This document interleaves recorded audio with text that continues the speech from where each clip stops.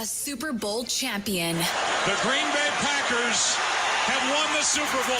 The Packers' all-time leading scorer. A game winner for Mason Crosby. It's time for the Mason Crosby Show with Mitch Nellis, presented by Verizon, the #1 network in Milwaukee, on 1250 AM and 105.7 FM The Fan, powered by the Potawatomi Sportsbook, and on the free Odyssey app. It is the Mason Crosby Show, live from the 1250 AM, 105.7 FM The Fan studios, powered by the Potawatomi Sportsbook. Mason Crosby Show, presented by Verizon, the official 5G network of the Green Bay Packers. Tommy Wirtz in for Mitch Thunder Nellis, joined by the Packers' all-time leading scorer, Mr. Mason Crosby. Good afternoon, Mason. Yes. Hey, we got it right. Yes. Only 2.5 weeks in.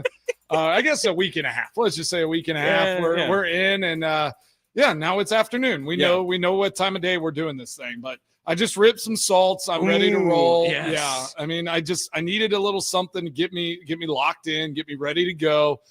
We got a great show lined up for you. We put a poll out on Twitter, just asking some questions because there was an idiotic article that I sent Tommy this morning about contenders and pretenders in the NFL. And so we're going to hit on that at some point. A lot to talk about. I mean, there's talks about Dobbs getting an extension. I saw trade conversations or rumors about Quay Walker. And then, the Brewers are about to start playing some baseball again. Mm-hmm. So we're going to be watching out for that. And we'll talk to Drew Wagner here at 1:00 about what we can expect from our Brew Crew. Plus, we are swapping business ethics and our picks. So if you're looking for our picks, obviously no Mitch Thunder Nellis today. He will be back tomorrow. So we will get our picks in on Friday. I don't even know what's the Thursday game today? Does anyone know? It's a good one. It's Niners and Rams. Okay. So yeah, I feel like Thursday night. I was wanting to call that one too. I was thinking that was going to be an interesting line for us. I feel like Thursday night's been better than Monday night to start this season for a lot of this portion. I'm glad right you now. brought that up because the Monday night lineup this Monday was like what? Yeah. What was that about? Yeah, I mean, two or four AFC teams, like nobody. Two were winless on the year, right? Like it's just like who was playing? It was like Denver and Cincinnati, and then Jets and Miami. Dolphins, yeah, it's who cares? Who cares about either one? I think of those? Everyone likes watching the Dolphins because they're just they are interested to see like what's going to happen. It's kind of a dramatic organization, right? Well, and those uniforms, Those were fire. Those were fire. I tweeted out that they are not good enough to have those cool uniforms because yeah, exactly. Those uniforms were perfect, awesome. Of course, then now their best and most exciting player might be done forever after the injury. It was brutal, right? And we'll talk some NFL all day today. Packers on the forefront of the mind. Nicolay Law Fan Talking text line 414-677-1250. If you want to join the program, you can talk to me, Tommy. Oh my gosh, and Mason Crosby, if you would want to as well. If you want to talk to me. And we are going to open this up, talking about these contract extension, talking about these trade rumors surrounding Romeo Dobbs and one Quay Walker. So the question to you guys, should the Packers prioritize contract extensions with either Romeo Dobbs or Quay Walker or both? 414-677-1250 if you want to join the show. Mason, last week, fantastic game for Romeo Dobbs. He gets the 3 touchdowns. It is really shown over more than just this season. Even last year, you could tell that when Romeo Dobbs is in the starting lineup, Jordan Love loves to rely on him right now on the offense, and a 3 touchdown performance proving even more so that if he's going to have any safety net right now with the current personnel of wide receivers, it seems like he leans towards Romeo Dobbs. He does for sure. And obviously they're in the red zone. I mean, what is that? 3 little quick slant touchdown passes, a little back shoulder fade that he had too, right? I mean, that is a huge weapon to have, and it's it's reminiscent of Devontae Adams, whenever he had 17, 18 touchdowns in the season. I mean, we're looking at a potential season like that right now. If these numbers keep adding up, I mean, Romeo he legitimately could have 15 to 18 touchdowns on the year if he just kind of stays the course here with how he started the season. So yes, like that is the Packers way. They're going to come at him and they're going to say, hey, your best bet to make this much money is to stay here in Green Bay, which actually, if I think about Romeo Doubs, I would agree with that. Like Packers have a little leverage there because Romeo hasn't proven to be the guy and sustained for the whole season through the course of his career. So if the Green Bay Packers are say, hey, all that stuff that happened last year is behind us.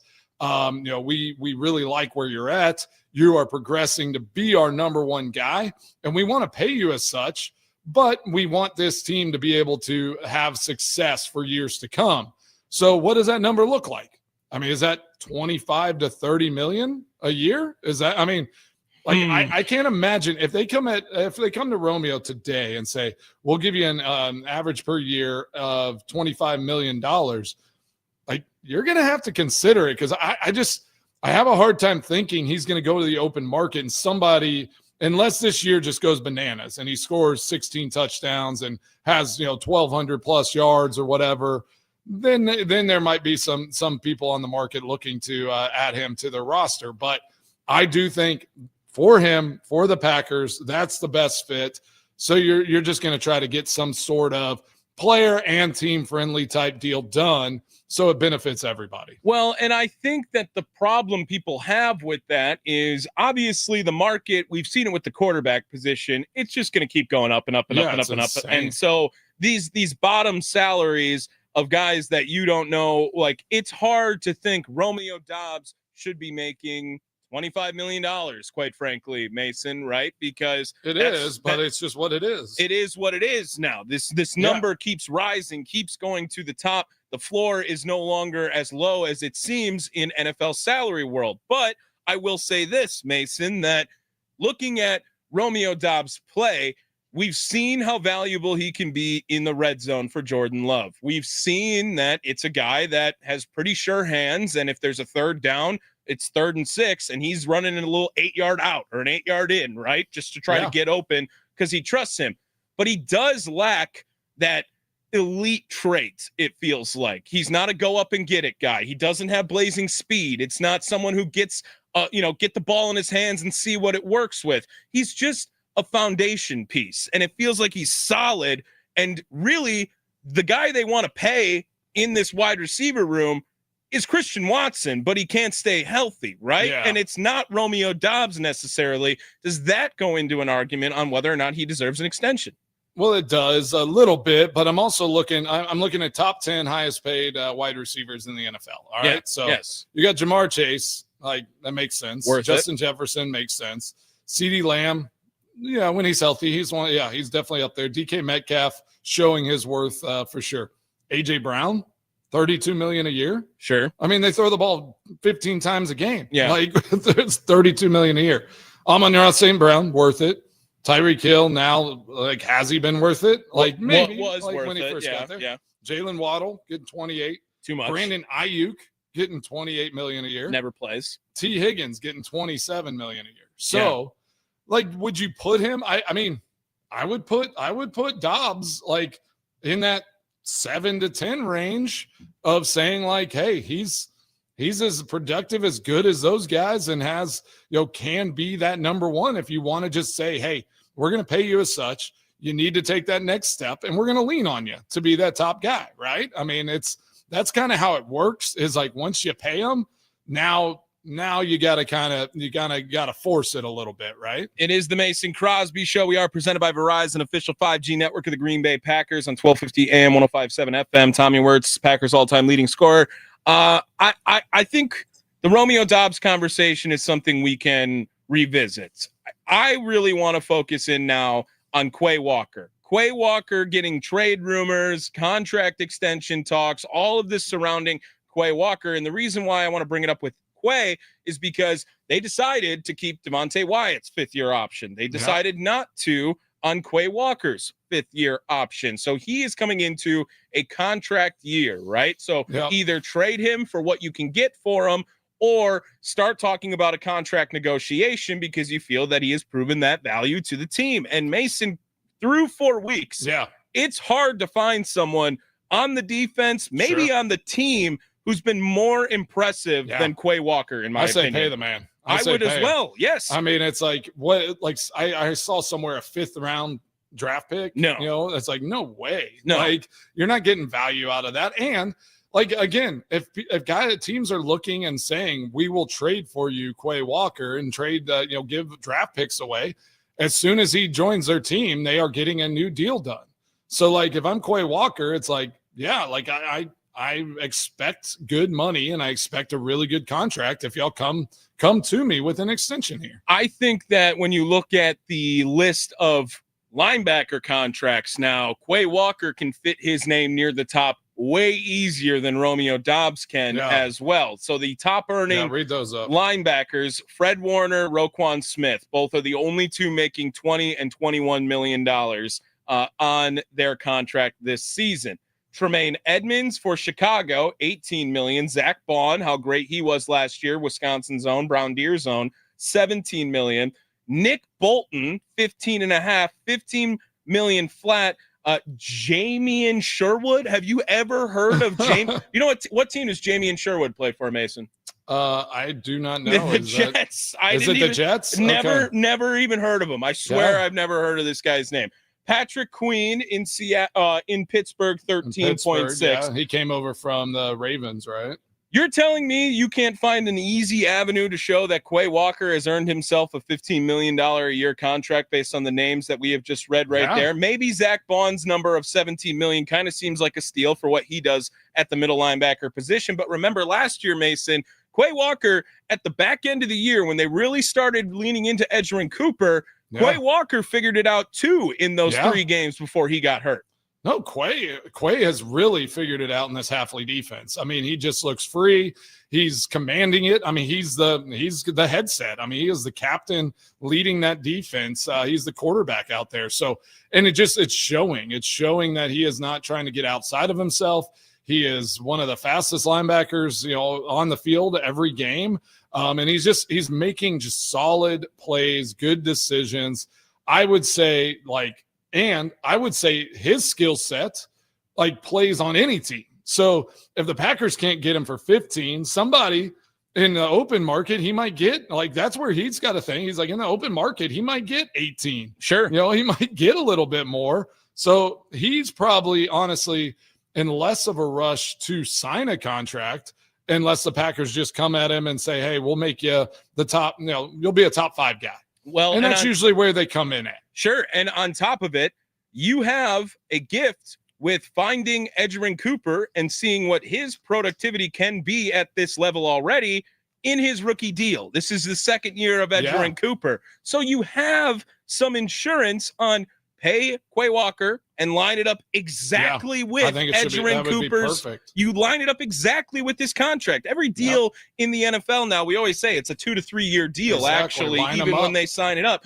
You can make a decision again by lining it up perfectly with the rookie contract of Edgerrin Cooper, in my opinion. I think Quay has done a fantastic job on the defense, and he shows that his role is worthy right now in Halfley's defense, like you said. Yeah. And if you have Micah Parsons, you have Quay Walker, you have McKinney, you have those guys locked up. I mean, Keyshawn Nixon, you're going to have to make a decision on him, right? Also a guy who's balling out right now. But it's if you have defensive line front, the linebacker and a DB, your safety position, shored up for the next 4 years where they're all lined up kind of contractually, that's a good thing, place to be. Now you can build around those guys, right? You're going to you can put the pieces in place that really makes sense there. I think that's kind of how they have to build this defense out and make sure those, like, there will be some stalwarts on this defense for the next 3 to 4 years. And now we can build everything out around that. Especially if you are struggling with identity, right? Like, continue to build that on the defensive side. There, you want to know why the Ravens had such a great identity with defense? It's because they paid the men on their defense. Ray Lewis was there forever. Terrell Suggs, Ed Reed, Haloi Nada. They had someone at every level that they made a decision on, and that's why they had this identity. If you do not create that or do not want to give that to the offense in some capacity, you have to invest on it on the defensive side. Yeah, and then, I mean, that should, obviously paying those players isn't going to help the special teams, but identity, like you said, the word identity, like they need to identify themselves as a defensive, like pressure, like attacking, like they're attacking on defense, they're attacking on offense, they're attacking on special teams. We're not going to be a complacent, sit back, let people like dictate what's going to happen in a reactive type team. This team is built to attack other teams and to go at them in all phases. And like, if they don't pursue that identity, then I think they're really missing the mark. And that just needs to be what they do moving forward. And I mean, that's what the Lions got hit in the mouth by the Packers week 1, but like, you've watched them now. They stayed true to their identity. They didn't change. They didn't flinch. And now they are just clipping along. And it's concerning whenever you think about, all right, if the Lions come Thanksgiving Day, if they've just been rolling like they are, that one's going to tell a lot. We have a few markers coming up where it's like Eagles, then the Lions, and it's like those are going to tell you what type of team and whether this team can contend throughout the playoffs and try to make a run of the Super Bowl. What was the identity of 2011, 2010, 2011? 2011 was a tenacious defense, turnover city. I mean, it was a lot like last year, right, for the Packers, where it was like, go get your hands on the ball, turn over the ball as much, give it to the offense, and then the offense capitalized and just scored points at will. I felt like every opposing team was in 2-minute offense, like from the second quarter on. So, you know, we were bend, don't break, turn the ball, like get turnovers, find ways to get the ball back in Aaron's hands, and then score points. So, if you look at statistically, that defense was not good. Like they weren't good, like yards per game and all that stuff, but they gave the ball back to the offense and the offense capitalized everything. So opportunistic. And I will say it was an attacking style of defense. They were going to relentlessly pursue. They'd give up a few big plays, a few yards, but then they'd get a turnover the next play. So is it important for this? That's how they work. Is it important for this Green Bay team to replicate or re-identify to that defense? You have to identify like for yourself. Like this defense, all the good things, they're a pressure defense. But if you look at that, like they've pressured a lot, but they're actually not like doing a lot. Like it's like not as many sacks as you probably would have thought. Mm-hmm. No turnovers to really speak of. Sure. Right? Yeah. So it's like this defense, all the hype and all the juice actually is like somewhat less productive right now at the moment than they were last year. Like they were getting turnovers at a high clip to start the season last year. They were giving the offense the ball back and they were keeping them in games. So I think they got to turn pressures into sacks, pressures into turnovers. They need to be in that mindset where now we're going to like stop just pressuring quarterbacks, pressuring offenses, and we're going to make them pay for all of that stuff that we're doing. It's the Mason Crosby Show. Tommy Wurtson for Mitch Thunder Nellis, Packers all-time leading scorer, with us as well. Coming up, we had a poll go out. If you want to vote on it in between the break, it's on the Fan Milwaukee on Twitter, at the Fan Milwaukee. Through 4 weeks, are the Packers contenders or pretenders in your eyes? And everyone who voted on this, surprisingly decent amount of traction on both sides of this argument. Yeah. It feels like the common denominator is Matt LaFleur on the result you chose to pick. And we will talk a little bit about Matt LaFleur and comparing him to his colleagues within the NFL landscape. On the other side, it is the Mason Crosby Show. We are presented by Verizon, the official 5G network of the Green Bay Packers.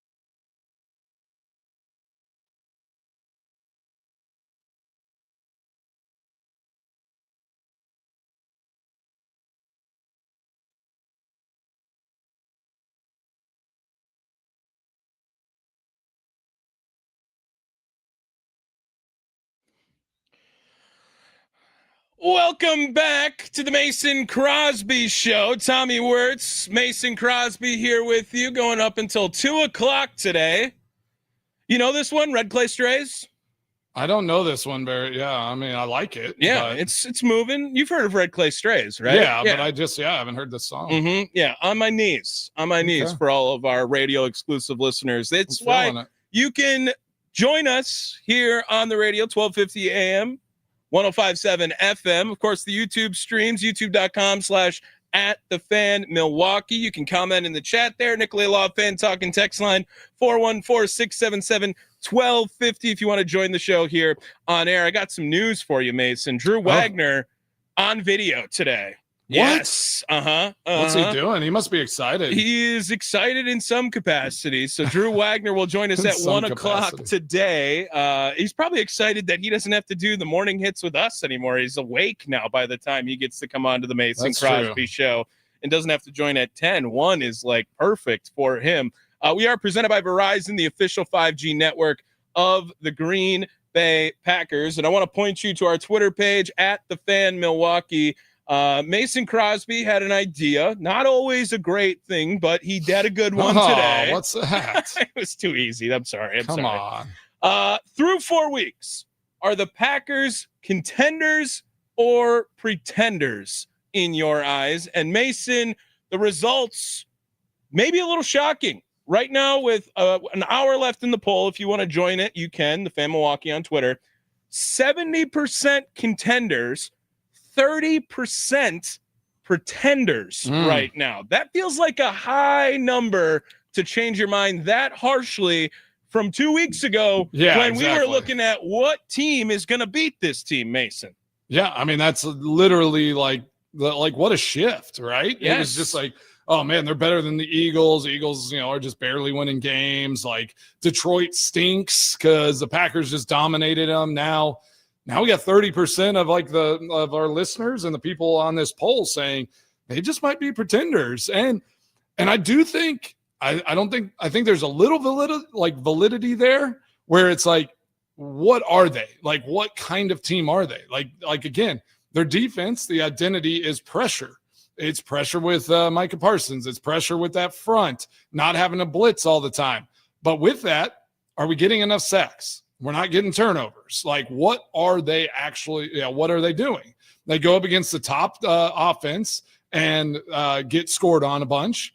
And then whenever they played the Browns against the top defense, couldn't move the ball, couldn't score points. And so that's not a good recipe where it's like, if you're going against the best, like, you're just kind of then like middle of the road. Like, that doesn't make sense to me. On top of it, I think that where the struggles begin is identity is hard to be on the defensive side when you have a guy who's like Matt LaFleur, an offensive-minded coach. That's true. At the forefront of it. And here's a comment again from a couple of days ago. Yeah, I don't even know, because it was like watching a slow motion car crash in front of your face, where I'm just looking at the clock. I'm like, oh my God, there's going to be no time left. I mean, it's a very humbling experience to go through that. And it's unacceptable, quite honestly. So, and there's nothing we can do about it now other than we better learn from it. Everybody. I'm sure it'll be a teach tape for around the league, to be honest with you.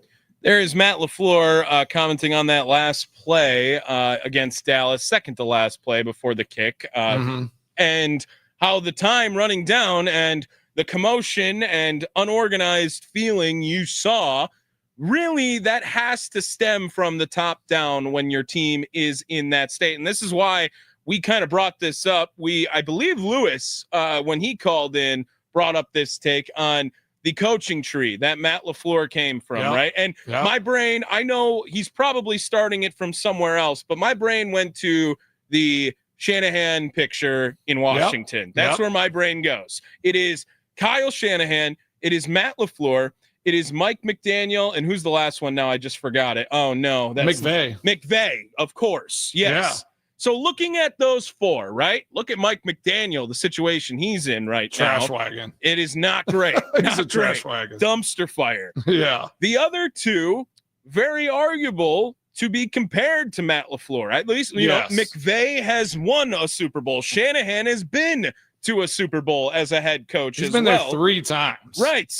And now Matt LaFleur, it seems like there is a microscope on him more so than ever this season. So where do you put Matt LaFleur in the rankings of these 4 head coaches? Nicolay Love fan talking text line 414-677-1250. If you want to be a part of the program, you can call in, text in as well. Mason, I won't ask you to rank them right now, but I will say very, very hard microscope now, because it's been some time since that Washington picture, and Matt LaFleur can comfortably not be in that 4 spot, I think, but those top 3, it's hard to argue for our guy LaFleur. Yeah, and obviously first 3 years regular season record was immaculate. I mean, that was unbelievable, right? Yes. And like, you know, a couple NFC championships, like you can't deny what those first few years were. But you know, those teams were really good. They, you know, the organization kind of protected LaFleur. You had Aaron Rodgers in kind of prime Aaron Rodgers form in 2019 through 21. So kind of tough to like decide what that is. These are some moments, and again, this year the team, how it's built, it's year 3 of Jordan Love. You know, this offense has weapons that they're comfortable with. You got Josh Jacobs. So if I'm looking, I'll just give you my ranking right away. If I'm looking, Super Bowl trumps everything. So I put Sean McVay at the top. And then, I mean, getting to the Super Bowl like multiple times, obviously had the Packers number early in LaFleur's career as well, and knocked us out of the playoffs a couple times. So then you put Shanahan second, LaFleur's third, and then McNugget, whatever. Right. He's was so hyped, has like, you know, the most weapons at his disposal, fastest offense in the history of the world, and just a dumpster fire down there in Miami. So, well, and right now, I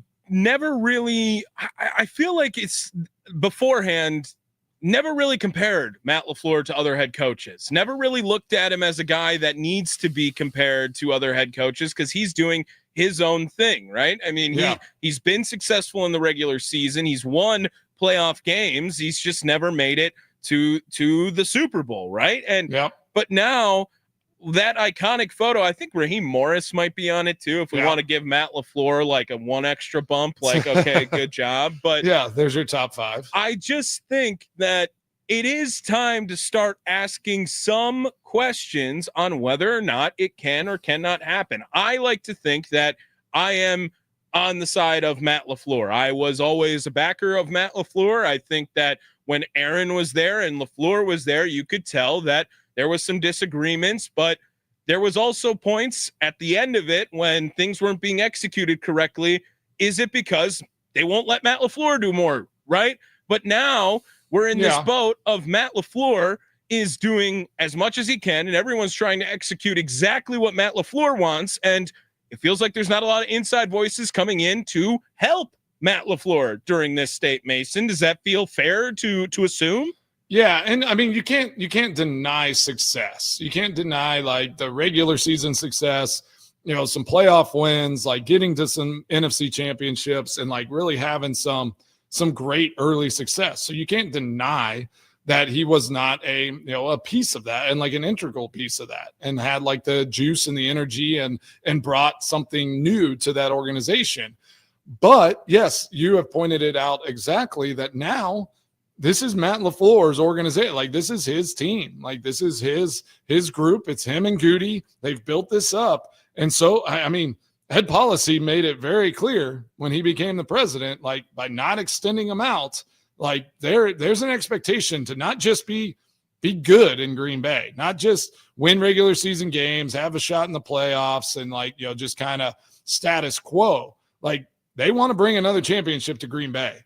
And so I think that pressure, it can be real. So, you know, if you handle it the right way, it can be freeing as well. So you can just be like, hey, we got nothing to lose. Let's go all out. Let's take this thing as far as we can, and you know, just uncover every possible thing that we can to go and attack these teams week in and week out.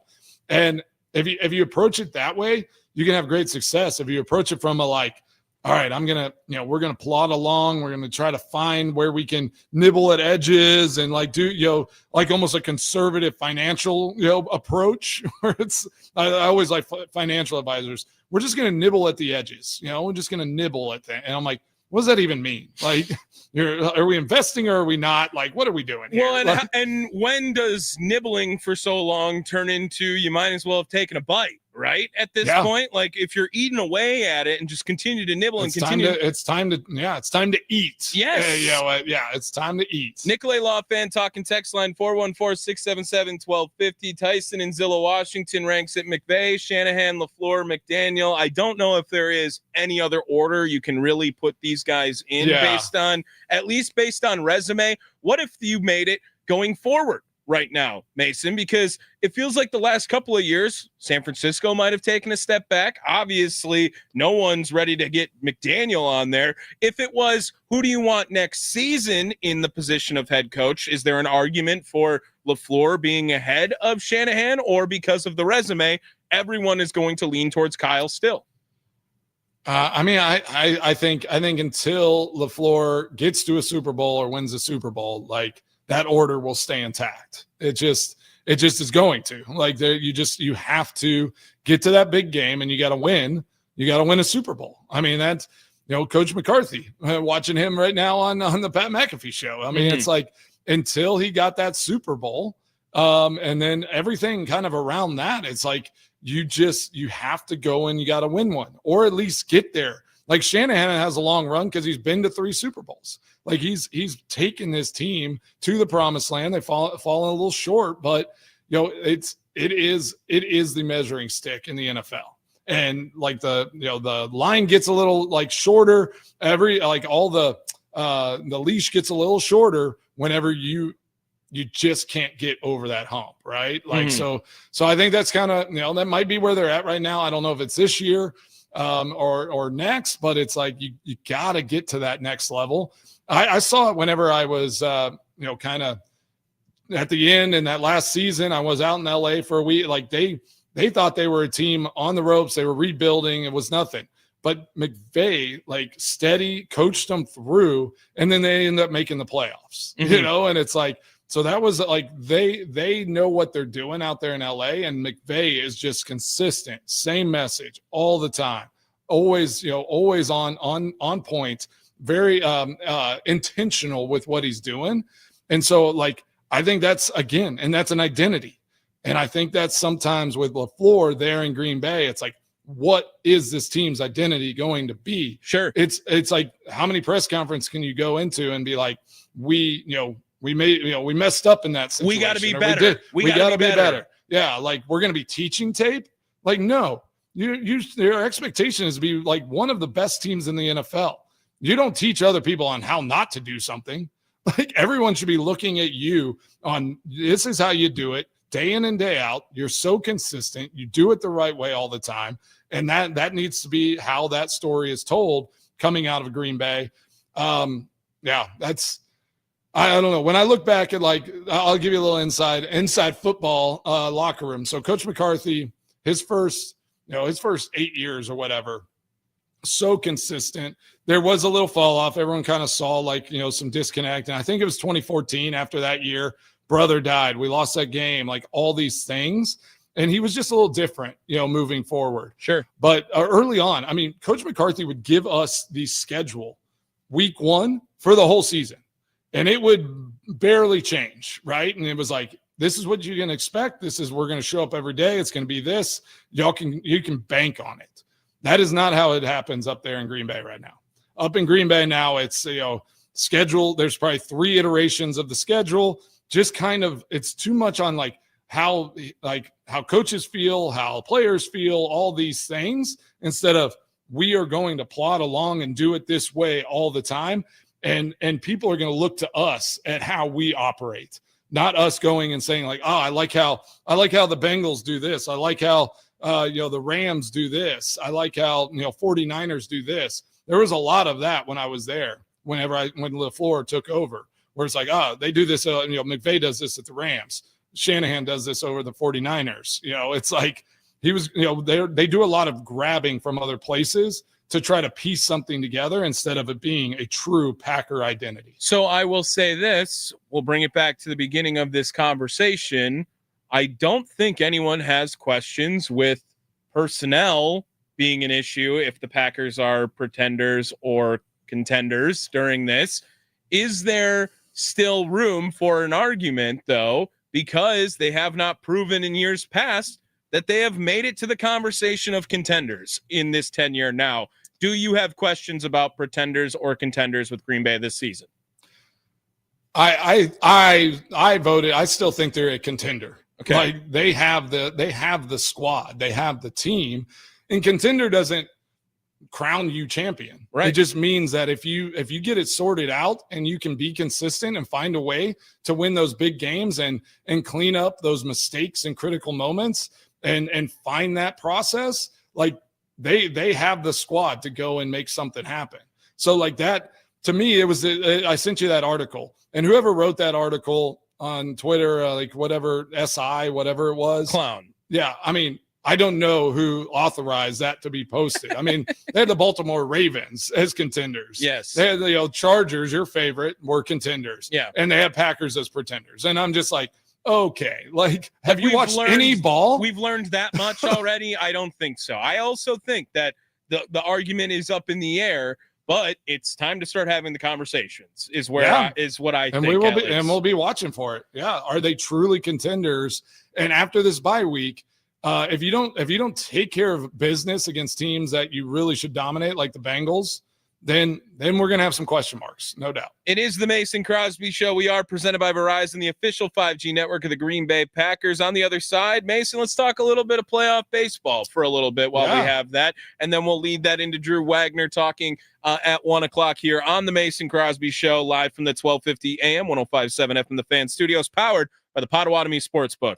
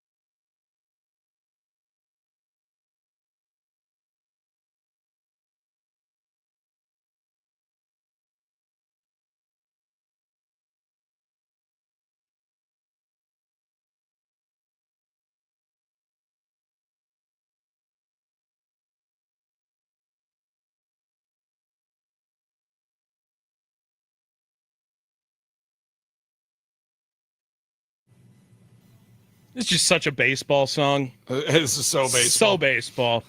It is the Mason Crosby Show, presented by Verizon, official 5G network of the Green Bay Packers. Tommy Wirtz, Mason Crosby here with you. Drew Wagner going to join us in about 10 minutes here as we will talk a bunch of playoff baseball.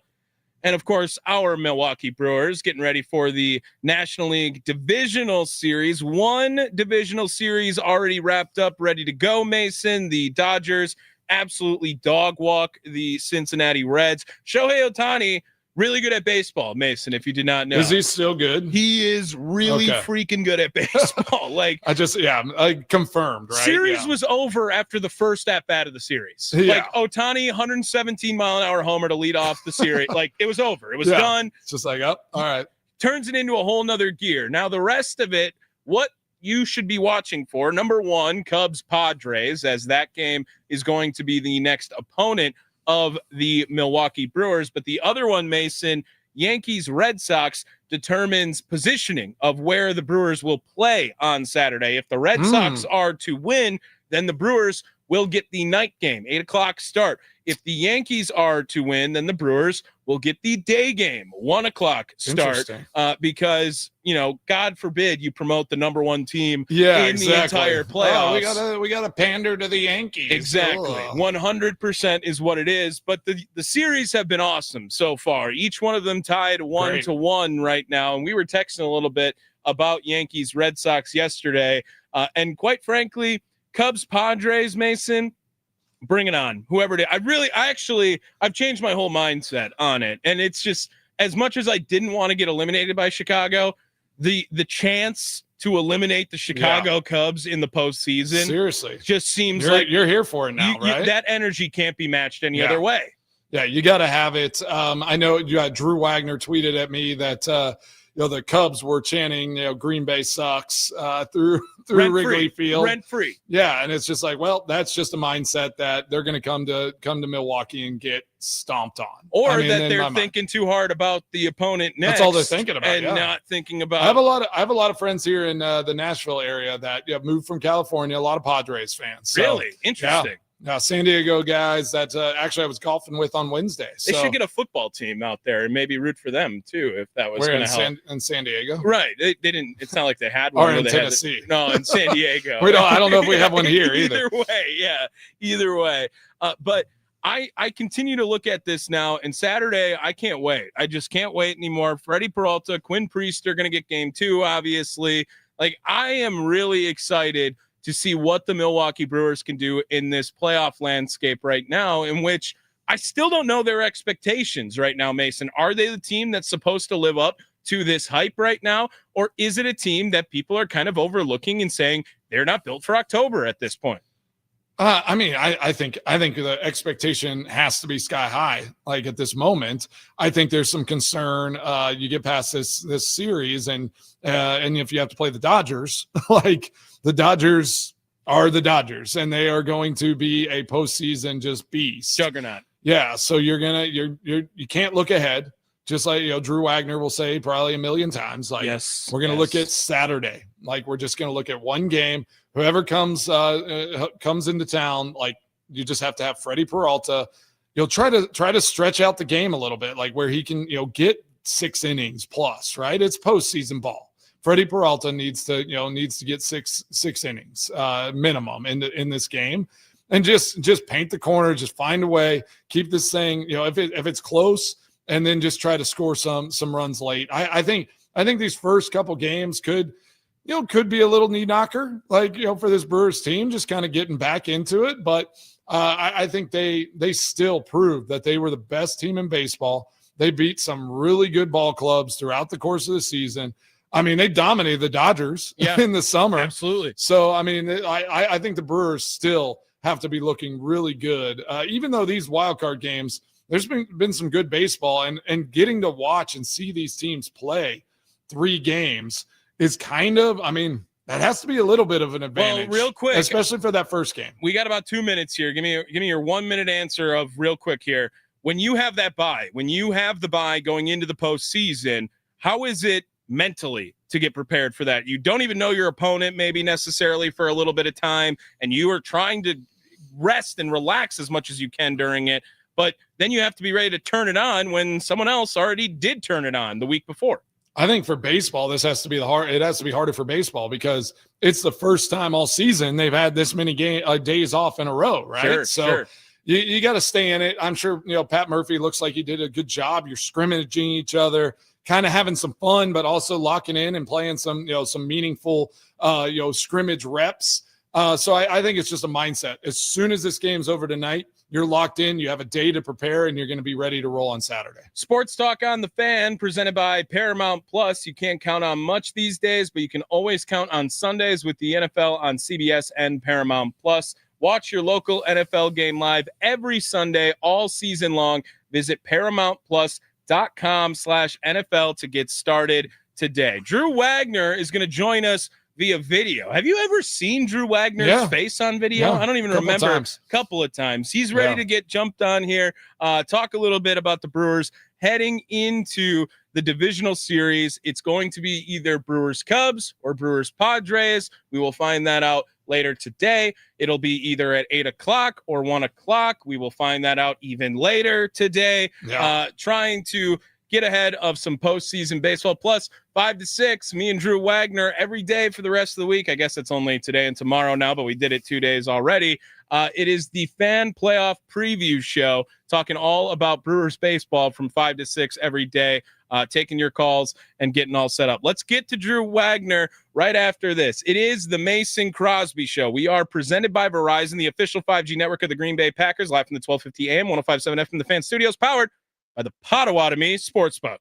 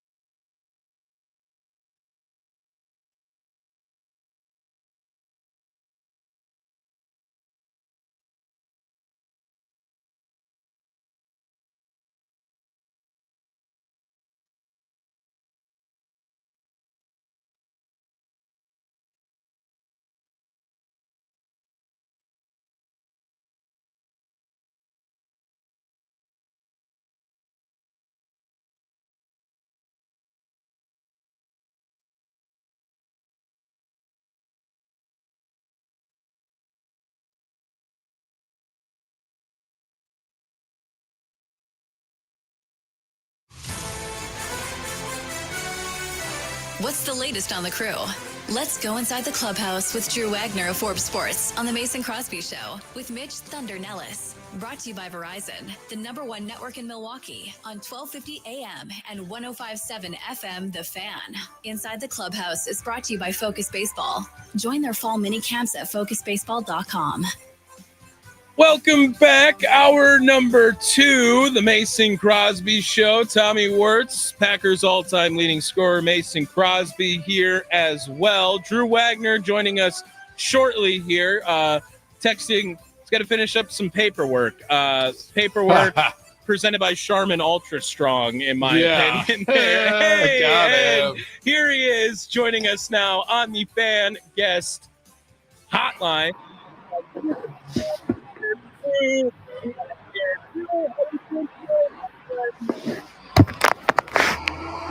I can't hear you, buddy. Oh, you gotta. Why is it not working, Mr. Wagner? You're on the StreamYard pot up and on here. I think you're. Are you connected via Bluetooth somewhere else right now? I can hear you now. Oh, Drew, come on, man. We get you on video, and this is what happens. Let me unmute and mute, maybe. Anything helpful there? No. Hello. No. Oh my gosh. Jeez. Where? What are you doing here, boss man? Let me give you a. Can you not hear us, Drew? I can hear you. You hear us? I hear you. We can't hear you for some reason. I know you're probably going over the air. Let me try one more thing here. A little inside radio to make sure. That was totally not a problem. Let me. Oh wait, do it again. Go. La la la la. No, yeah. I don't know why we can't hear you. That's weird. Oh, I'm gonna give you a call. All right, I'll give you a call. We'll try this again. I can hear you. Other time. Put your ear pods in and I'll call you and it'll look like you're then talking. Oh, that's why. It's totally connected to something wrong here. I promise. Yeah, you're not even connected to your computer. It's good seeing you though, Drew. I mean, I'll call you and then you via the phone will have your face in your phone. All right. So stay here. Yeah. Well, Drew is Tommy and Drew get to talk all the time. So, and I'm sure he jumps on and does StreamYard with Tommy all the time. But I'm thinking about this week, and these wild card games have been awesome. I was thinking the other day, I'm like, what do the Brewers do in a 3-day off stretch where they haven't had 3 days off all season long, and now you're like, all right, we got to keep ourselves busy for 3 days. We're heading to the postseason. It's wild. It's like you're watching all these wild card games. They've been electric. And you got to keep yourself ready and going. So I think about like during my NFL times and playing and during bye weeks, before playoff games and things like that. And I mean, I don't think they can take any time off like you would during a bye week in the playoffs, in the NFL. Because in the NFL, it's like, hey, you're going to take 3 days and you're just going to get your mind and your body right.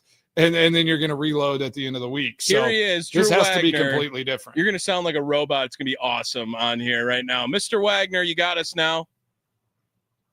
Yeah, I hear like 3 of you now. So I don't know what's going on. Okay. Well, Drew, here's what I'm going to do. I'm going to reconnect. We're going to try this again. Okay, yeah, go for it. We'll see if that works here as well. Drew Wagner jumping off right now to come back on. This is great radio. I'm not going to hear about this at all, I'm sure, in post-show stuff. Well, here. Drew was just trying to be special. He was just trying to get on and like show his face. If you want to see us, we're on the YouTube. That whole YouTube machine. At the Fan Milwaukee. Just go find the Mason Crosby Show. You can just see Drew Wagner staring at the screen. It's way easier when he is in person here, and I can control it. Let's try it again. Drew, you got us this time? I can hear you.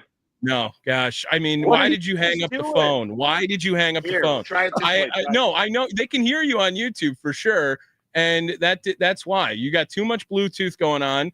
And take the headphones off. No, now you're muted, so I won't be able to. How about now? No. Call us back here, Drew, and then we'll go via the phone. All right. Drew Wagner joining back here in a second. We're going to talk some Brewers playoff baseball to get you guys all caught up for the Brewers National League Divisional Series. It'll be either against the San Diego Padres or the Chicago Cubs as well. Drew Wagner, our insider at Forbes Sports. Follow him on Twitter @ByAndrewWagner as we will go inside the clubhouse with Mr. Drew Wagner as soon as he calls us back here ready to go. What would you do, Tommy? Baseball. Like just until we're waiting for Drew, what would you do? I just saw something on Instagram. If you walked out in your backyard and you saw a 10-foot long snake just crawling around in the backyard, what would you do? Do you like snakes? Do you hate snakes? No, not a fan. I'm Indiana Jones, if you will, right there. I'm not. I love that reference. Yeah, no, I'm not in on snakes at all. Why do you ask? I just saw Barstool Sports on their Instagram page. Some family in Florida, some guys out in his backyard, and he's like videoing kids running around, and there's like a 10-foot snake just chilling out in the yard with them. Drew Wagner, you're on the Fan Guest Hotline, powered by Gruber Law. All right, we can hear you via the phone at least. I'll rework it. Maybe it's on our end, Drew. I'm not blaming you. I know that they could hear you on YouTube, but it's just not the same in the radio for some reason. How are we today, Drew? We're all right. When I first connected, I heard you talking about Charmin Ultra Strong, and let me just tell you, the finest product. Yeah. Made by mankind. Drew, Brewers baseball this weekend, Saturday. It's been some great playoff baseball already now here. And the Brewers still awaiting their opponent between the San Diego Padres and the Chicago Cubs. They have some, I think, workout stuff going on today or tomorrow. What are you expecting going through their head right now? Would it have been a benefit if the Cubs just win yesterday and they know their opponent already, or they still have their head strong focused on whoever comes next? I don't think it matters. And we kind of touched on this yesterday. I really don't think it matters who they're playing in terms of prep. I heard Mason talking before I got disconnected about what a bye week is like in football. And listen, it's a little bit different in baseball because you're not planning schemes based upon who you're facing, right? It's not what does this offense do, what does this defense do. It is what does this pitcher do. They have tape. If it's the Cubs, they've seen all their guys 13 times. If it's the Padres, they saw their guys last week. It comes down to execution. It's can they stick within their own game and use it to their advantage? And for a team like the Brewers, it comes down to just emphasizing the fundamentals. They are a fundamentally sound baseball team. You've talked about it a million times. They're the team that does all the little things. They have the big moments. They have the big pop, not as often as some teams, but they make those moments possible by doing all the little things. Yeah, I totally agree, Drew. I was thinking about that as well. And we've said this a couple times. Do you think playing in these wild card games is an advantage, or would you take getting that one seed and getting a bye every day of the week? Obviously Cubs, Padres, whatever, they're going to, obviously go through, the bullpen, have pitchers, that are going to get extra work and all those things, but they also with that might be tired. So do you think it's a benefit to play in the wild card, or would you take the bye week every day of the week? It's hard to say because there's something to be said, obviously, for maintaining that atmosphere, maintaining that intensity, not getting a lull, just you keep going.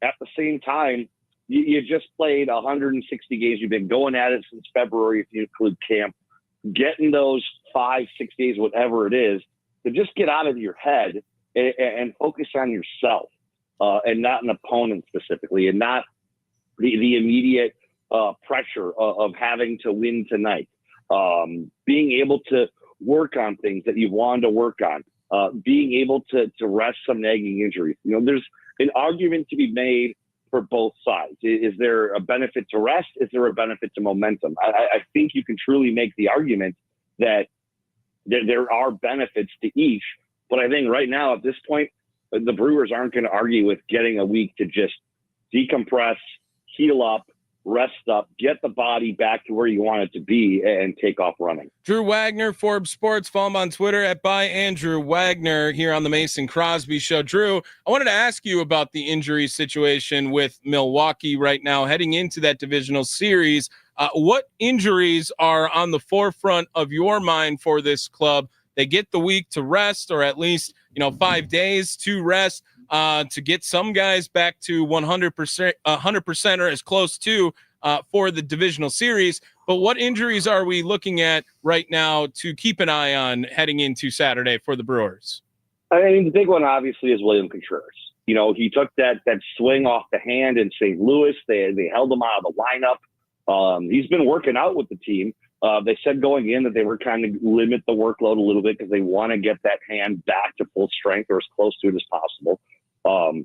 We talked last night on the preview show. You know, he's kind of a linchpin to that Brewers offense. If he's going right, everything else falls into place. I think that's number one. Number two is McGill. Yeah, we saw him, you know, make an appearance Sunday in the regular season finale. Is he back to full strength after this break? That'll be important. And then there's the leg with Jose Quintana. Those three injuries, you know, they're not on the IL, but those are the three injuries, the three guys that they need to see most. I think on the second tier of that list, maybe Logan Henderson, because if you get into a pinch, someone gets hurt, whatever, you need to dip into that pool. He's the guy that's had success. But those guys, those top three guys, McGill, Quintana, and Contreras, I mean, those are three key cogs. You know, the Brewers need all three of those guys to do what they want to do this month. Yeah, Drew, I was just thinking, you know, in a bye week like this, like what is a pitcher's workout? Like what are the pitchers doing? I know they've scrimmaged a couple times and done things like that. Like, but what does that look like for a starting pitcher for that bullpen? Like how much work, how much throwing are they actually doing throughout a bye week, getting ready for this postseason? Well, you know, the relievers are going to have them throw in the bullpen sessions. You know, it might not be every day. It'll be every other day, something like that, because you obviously want to keep going. Your starting pitchers, you're trying to keep them on something of a routine. You know, you want them to go out there, throw their side sessions, do stuff like that. You know, it's not going to be full blown, but they're going to be throwing. You know, it's not like these guys are just sitting there sucking on candy in the bullpen watching everyone else work out. You know, they're throwing, they're tweaking stuff, they're working on their mechanics. At the same time, they're resting their arms. It's a little different, you know, getting those relievers work because you can schedule it out, make sure they're all rested, make sure they're all ready to go on Saturday. But these guys are still throwing. They're definitely going to be throwing this week. Well, Drew, I know you're a big Cincinnati all things fan.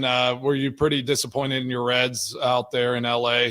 Did you think they had a shot, or did you just think it was nice that they made it in? I am not a Reds fan. I'm not a Reds fan. Okay. I'm a Bengals fan and a Bearcats fan. I don't have a baseball team because that's the job. I am, however, disappointed in the Reds losing because, again, there's no I in team, but you can't spell media without me. I wanted the Reds to advance to the NLCS.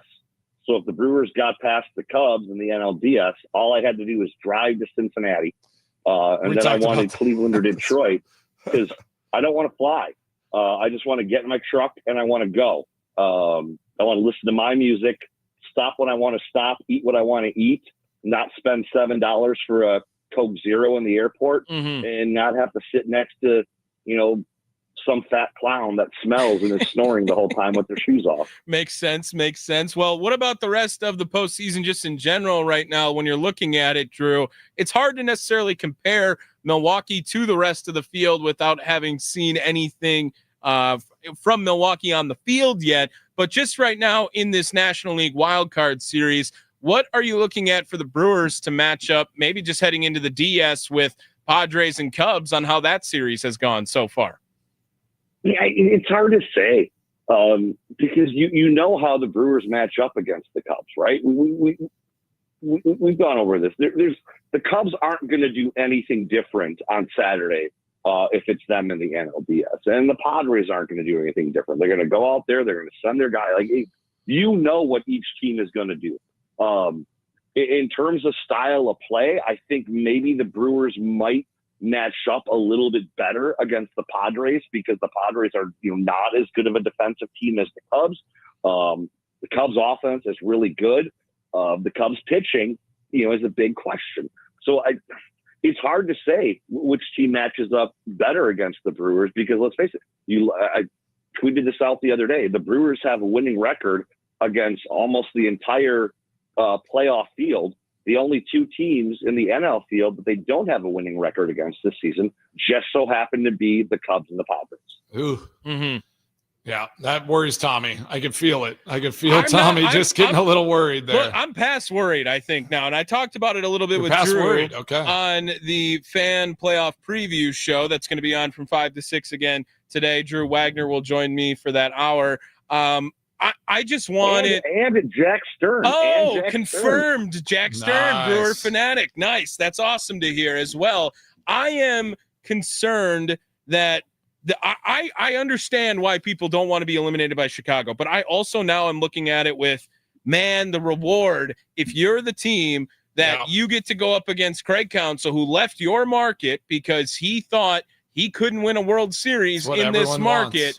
I don't want to make it as clear and dry as if you eliminate the Cubs, it's kind of your World Series. But, Drew, that's going to be an emotional series from the beginning. And if the Brewers are able to get that done, like that, how can you not be romantic about baseball? I would anticipate that if it's the Cubs and if it's the 8 o'clock game, that might be the drunkest crowd ever walk into that stadium. Maybe. I mean, it is going to smell like a frat house by the third inning. I mean, not something that I don't think people wouldn't already know. And I actually would like to see what the crowd's going to do in a 1 o'clock start. So I don't think it's going to really stop them. I think it's just going to enhance everything. Do you think if it is that game, the night game against the Cubs, Brewers have to do something like give out first, 500 like people in, get a free hot dog or something, just to maybe like bring some of that alcohol level down, just make sure somebody's, they're getting some food in their system. Why would you want to bring? Well, I mean, if half the stadium is that drunk and they all like pass out, in the sixth inning, that might be a problem as well. Good point. I mean, please, this is Wisconsin. It's Wisconsin. You're right. Yeah. What am I talking about? They're going to keep trucking through it. I am. They'll pass out in the parking lot after. It'll be fine. Yes. Yeah. Keep hydration. I will say, like, it will be. And as you know, I could not possibly care less about fan experience because, again, it's all about me. I have got to think, though, that if it's the 8 o'clock game on Saturday, that atmosphere in there is going to be through the roof. No pun intended, because I'm assuming, despite the gorgeous weather scheduled for this weekend, that MLB will make the roof be closed. And if that's the case, like, just start chanting the entire game. Just get on there. Make that place just a nightmare of sound. And one of the favorite playoff memories that I have, and I just saw it pop up on Twitter the other day, was back in, I think, 2013, 2014, when the Pirates were on their little run. They were playing Cincinnati in the wild card game. And the Pirates fans started chanting at Johnny Cueto, and he ended up dropping the ball. Like, create an atmosphere like that on Saturday night. I mean, it'd be through the roof. Right. It's the Pedro Martinez making the comment of the Yankees are my daddy, and then who's your daddy chants going out and rattling him that too. Stuff is fun. Yeah. That stuff is fun. Like, as much as I hate the stupid thing, sorry, Mason, but when you're hearing the Go Pack Go thing on a night game, on a Monday night game in Lambeau, like, that's loud. That's epic. That's really cool. Yeah, it is. Drew Wagner, Forbes Sports. Follow him on Twitter @by Andrew Wagner. You got anything else for him, Mr. Crosby? No, I'm good. I'm excited. I'm excited for Saturday. I'm hoping it's Saturday Night Baseball because I want the Drew Wagner party experience going on with that roof closed. It looks like it's going to be 82 degrees for that game. I saw your post. During the day and 60s or 70s at night. That's so awesome. It'll be a gorgeous weekend for ball. One thing I will say before I go, Mason, so I was going to ask you to hook me up with tickets for a certain football game next week, to which we had a bet over. I'm going to rescind that request. Okay. I don't want to see it in person. And I'm a double X, so just go ahead, send the Crosby jersey to the station. I'm going to just wear it now because ain't no way in hell Cincinnati is going to even probably score 3 points in that contest. God, I hate this. I'm waving the white flag. What are you doing? What are you? You don't wave the white flag. Yeah, but he's trying to set this thing up. Yeah. You are the Jolly Roger flag if it was personified, Drew. I'm not trying to have you wave any white flags and get this on. What did what's his name from the Titans say about his team the other day? Oh yeah, it was a PR training in Tennessee. We are rough right now. We are butt. We're straight butt, homie. Straight butt, homie. Straight butt, homie is how I am describing the 2025 Cincinnati Bengals. Yes. Well, Drew Wagner. Presented will join by us. Charmin Ultra once again. Charmin Ultra. Ultra Booty strong, team of the not week. ultra soft. Yes. Ultra. Ultra soft booty team of the week. I love that. Well, let's get it a benchmark. Let's get a benchmark for it. Drew, I'll talk to you again at 5:00 today, my friend. Have a good one. See ya. There he is, Drew Appreciate Wagner on the Fan Guest Hotline, powered by Gruber Law. One call. That's all. Well, it was fun while it lasted, while we were all in such a great, hysterical, funny mood. But then college football happens every week, College Mason. football. It's just something. Business of ball. Business ethics coming up next here on the Mason Crosby Show. The Big Ten, some private equity heading towards the Big Ten, potentially. We'll talk about it next year on the Mason Crosby Show, presented by Verizon, the official 5G network of the Green Bay Packers.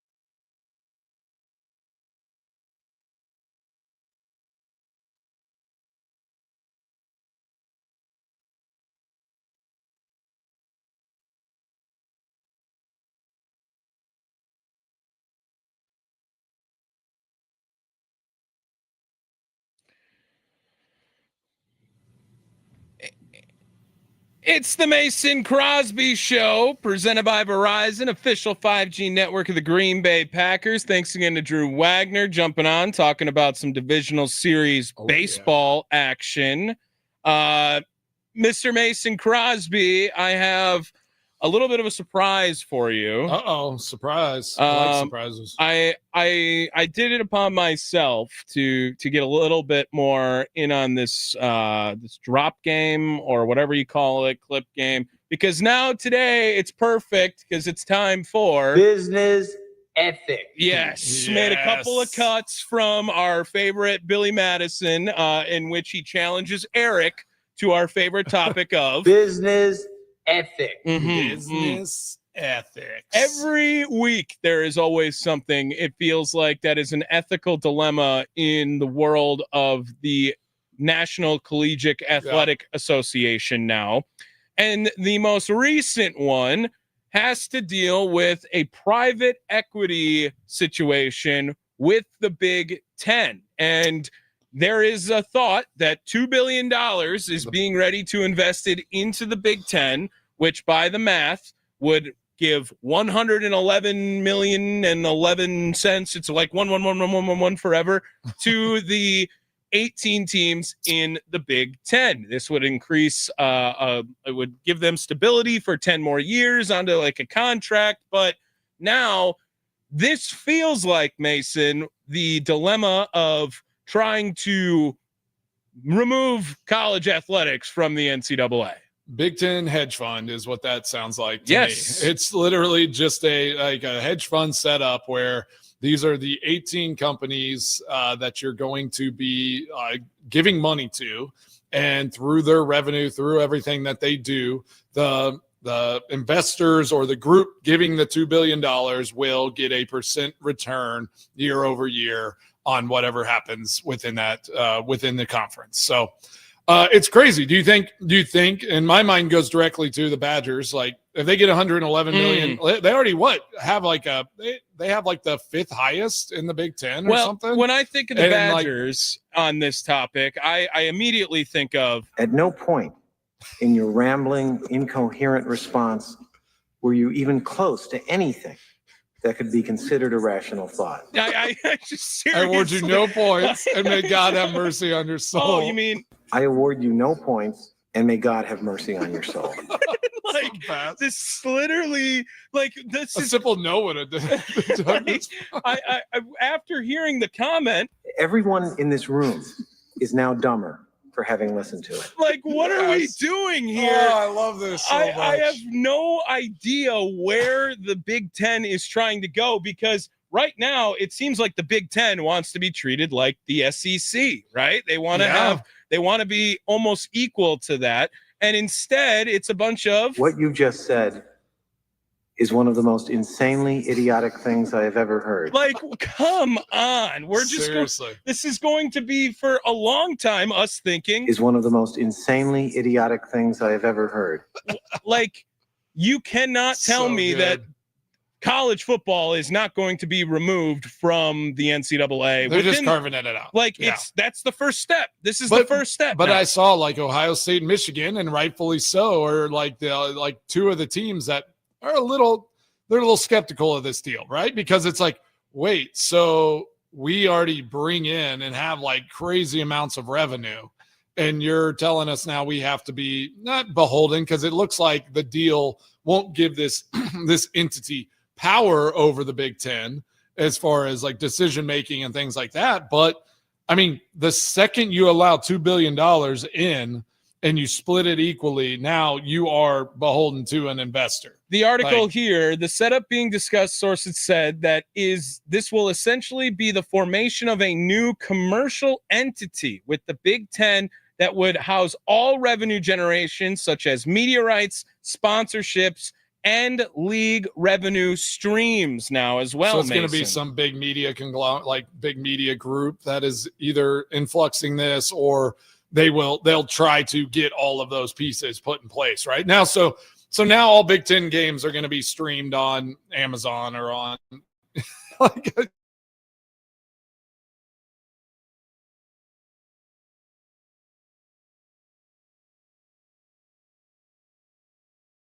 run Business ethics. all the Yep. time. This is Finance of always, business and business ethics. But again, like Everyone in this room is now dumber for having listened to it. this is so stupid. I just we talked about this last year, didn't we? I mean, we Yes. talked about this like as soon as that that ruling happened in the spring. We were talking about like the athletic departments within universities are going to be carved out of the university, and now we're just going to have privatized professional conferences that they're going to play against each other. Like at what point? And then we did that, right? We said like, all right, they're going to do the top 20 teams, make it like I had that suggestion where you make it like a Premier League or, these soccer leagues where you have promotion and relegation determined by wins and losses and revenue deals. And so now they're just going to carve this out. Are you just going to play Big 10 against Big 10 now? Mason. At no point in your rambling, incoherent response None of it makes sense. were you even close to anything that could be considered a rational thought. No, it's not. It's just Is one of the most insanely idiotic things I have ever heard. I love this. I think that right now you have to say that we are planning on leaving the NCAA. That's what you have to go out and say. You have to say this now because it's got to be in an internal discussion, at least as of right now, within these conferences, that it hasn't made it public. But at the end of the day, you can't just spring this on the rest of the athletic department, right? It's going to be a massive loss for athletic programs if football is not a part of the program. So Mason. each conference will basically be their own like NFL in a sense, right? So it'll be Big 10, SEC, Big 12, and whoever else. And you're going to build out 20 team leagues in a sense. And then you're going to have to negotiate side deals to play, in revenue share with each other when you cross over leagues and play against each other. That's what this is. That's what it's going to become.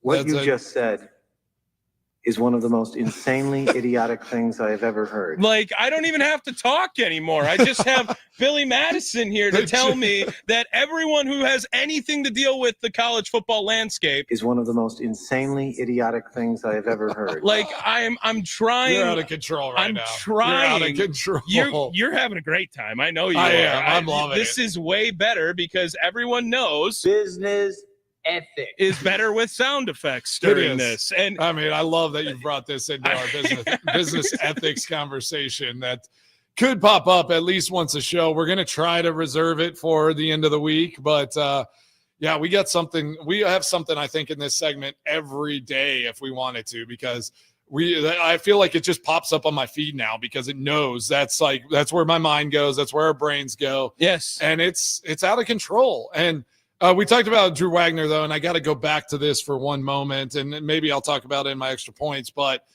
we got to start getting. I love a segment where it's like the booty soft team of the week or something, and try it. We got to get a Charmin Ultra Soft sponsorship on that segment. So look at the Badgers with this, right? If you're the Badgers and you see the direction of the program right now, do you get excited or do you get afraid from a comment like this where they're attempting to bring in private equity? Maybe it would guarantee you money up front, but now they are also expecting a return out of you. If you're Northwestern, it feels like, hey, right, you're just going to give us $111 million to do whatever.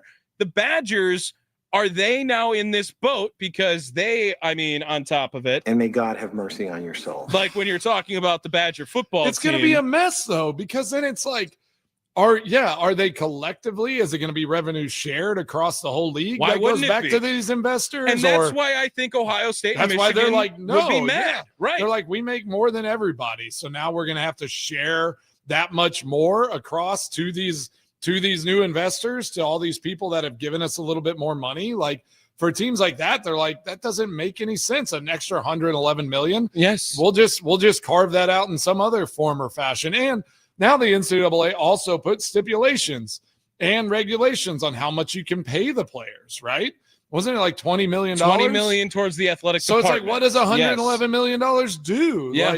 Like it just goes into the into the program. You into would think into that the it has to pockets? increase that number, right? Once you know there's more money coming in, the players are going to want more But money the to come NCAA in, said right? it can't, though, right? But this is now not going to be a part of the NCAA, well, if they right? carve it out of the NCAA. Yes. Yes, they would.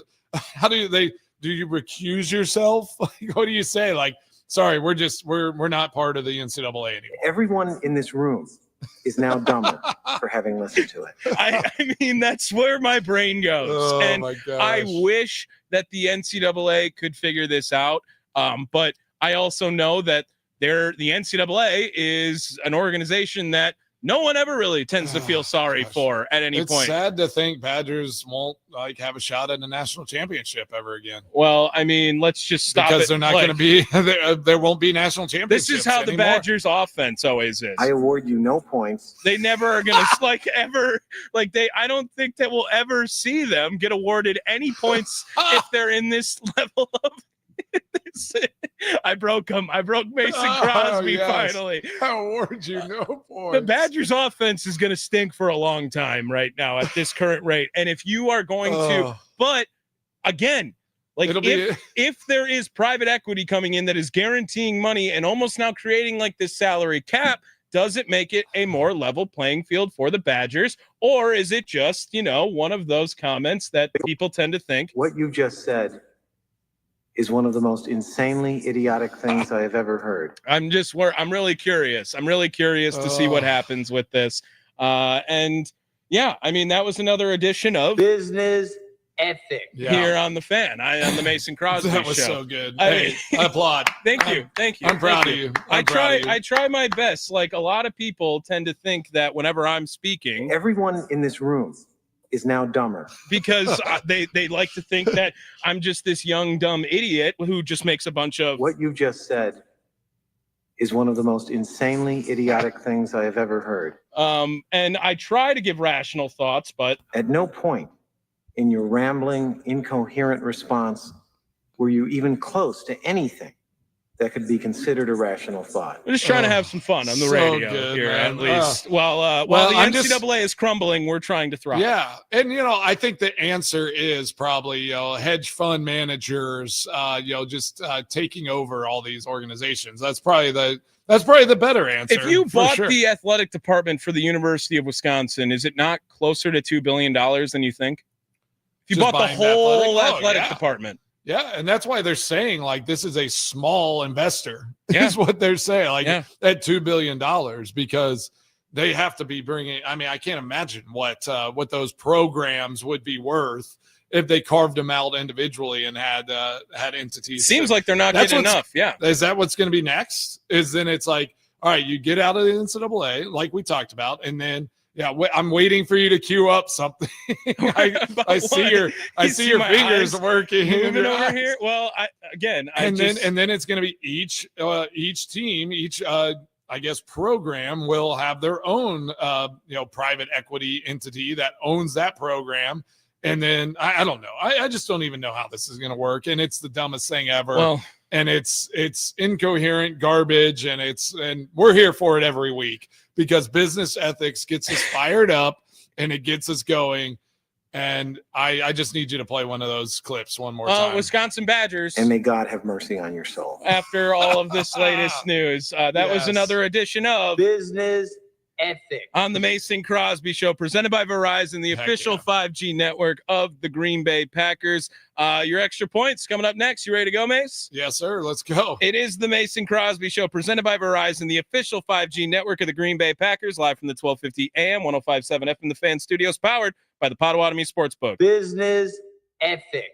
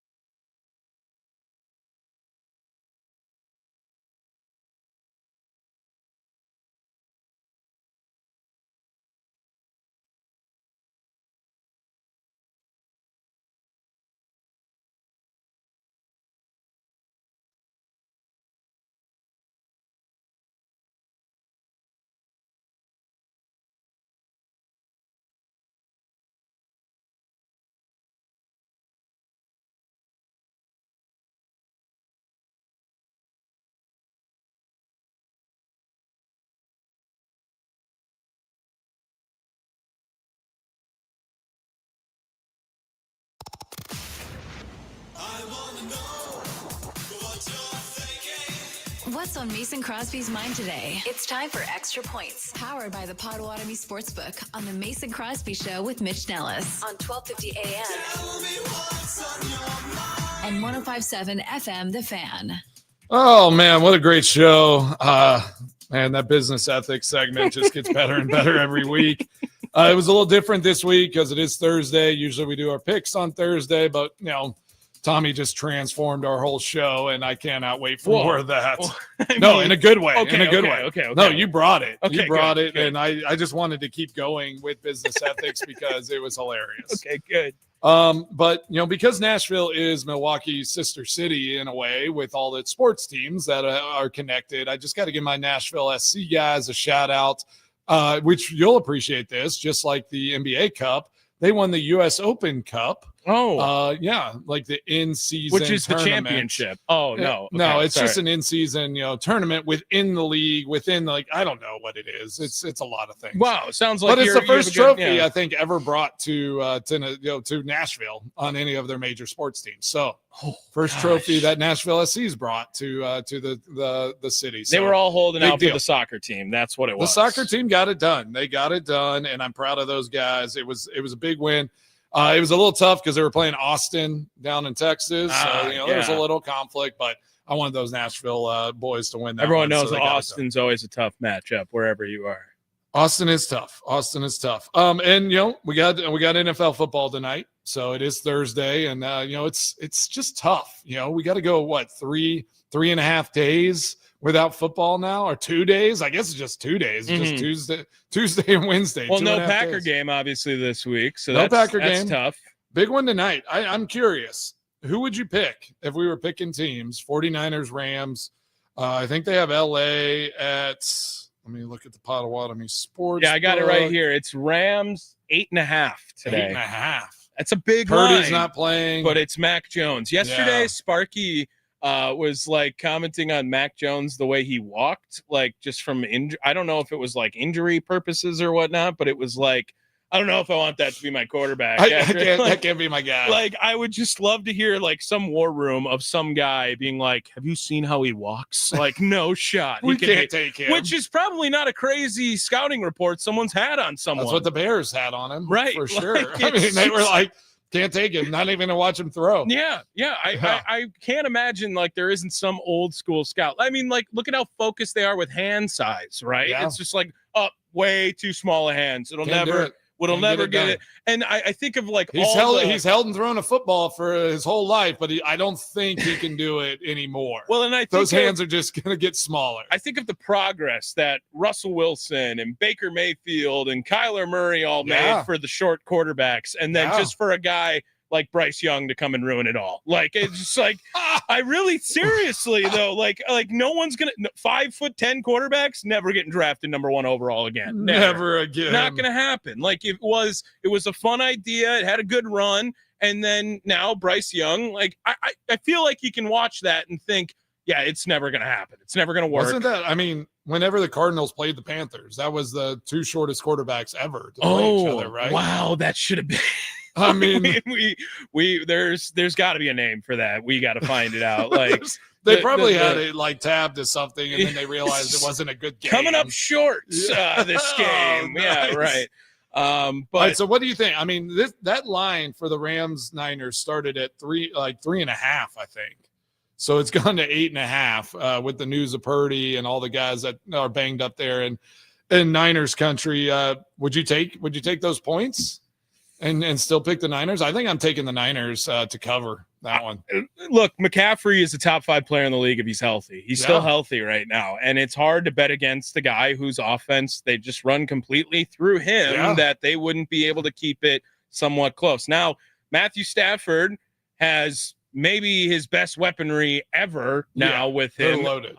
Puka looks great. Devontae looks great. Yeah, that's true. I forget Nick Bosa's out. Nick Bosa's out. I think that I would lean the Rams. I really do. Wow. On the 8.5, I think that this is a 31-21 game written all over it with that. Okay. 8.5 for the 49ers to be those big underdogs is really weird. I will say over the Thursday time. night home teams usually have a pretty big advantage as well. Really? Why is that?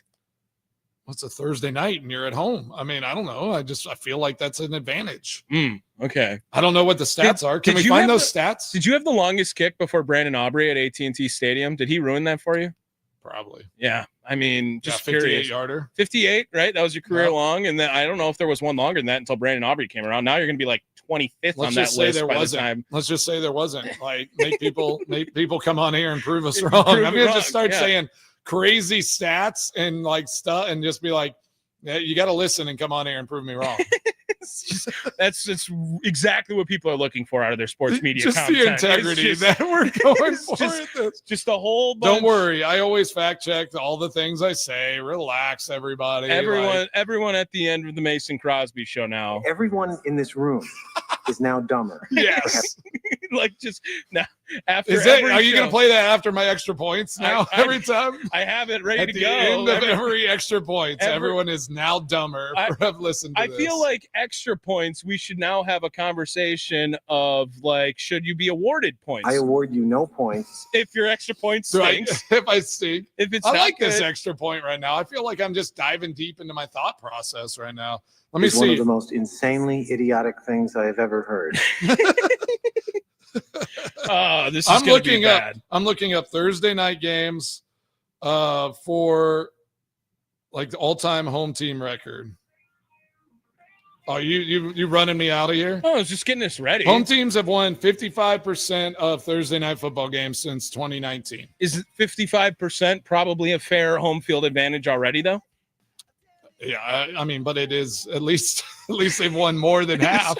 You're like, at least I'm not wrong. I wasn't wrong. They won more often than the away team has won. Let's see. Let's slight increase from their overall win rates at home. Mm-hmm. Their against the spread cover is 45.7, and that so me picking the Niners to with those points is actually a good bet because it's 45% for the home team to cover the spread on Thursday night games. Okay. Are you playing stuff in the background? Trying to. It's not working. But you can't do both. I got you. too You're much going you're on. the worst. You're the worst. It was gonna I'm be not going to say it today, Tommy. You are not the absolute best. You're the worst today. Oh, man, I appreciate it, Tommy. That was a great show. An awesome Thursday. Thanks for everyone that jumped on. We had a few people in the Nicolay fan talking text line hitting us up. Really appreciate y'all. Yeah, what a great day. And we're going to have Mitch Thunder Nellis back tomorrow. Yes. And we're doing it again, 12 to 2. Don't miss the Mason Crosby show every day, 12 to 2, every weekday. We're having a blast. We're doing some fun new things. So just keep joining us, and let's build this thing up. Appreciate you. It is the Mason Crosby Show. We are presented by Verizon, the official 5G network of the Green Bay Packers. Stay tuned for Wisconsin Sports Daily with Steve Sparky Pfeiffer. Of course, he's going to have Ty Windish, Tim Dillard join his program today. And, of course, at 5 to 6, it is the postseason preview show. I'll be there. Drew Wagner is there. Jack Stern going to join us. Mace, thanks a bunch, man. Later. I was